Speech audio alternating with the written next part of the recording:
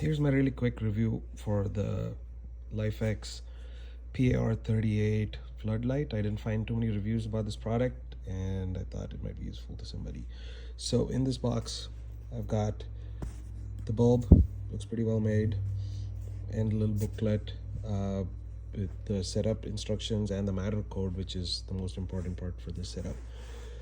I've already set up the LIFX app on my Android phone, and it's really quick to set up, so let's just see how quick it is.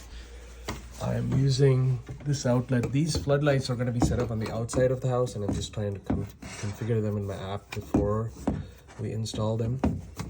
So they use a standard bulb base, so I'm just taking out this bulb inside my home, and I'm gonna turn on this light.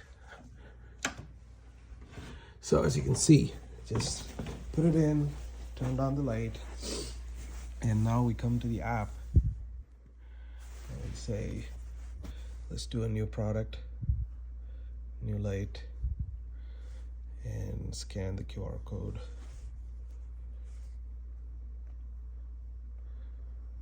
Alright, it's got the QR code. Yes, I'm ready for the setup. The light is on. Somehow this setup does not even need my Wi-Fi password. It manages to connect the light to the network pretty fast, and it's set up already, and I've already connected the LIFX app with my Alexa. So you might hear it say here shortly. So I'm gonna do select the location, and the yard is fine. So I'm gonna call mine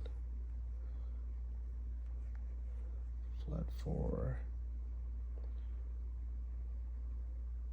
and that's it.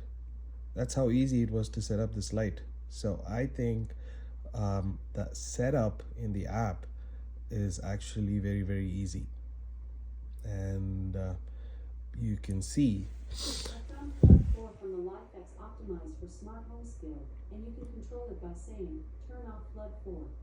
So that was Alexa recognizing the new light already.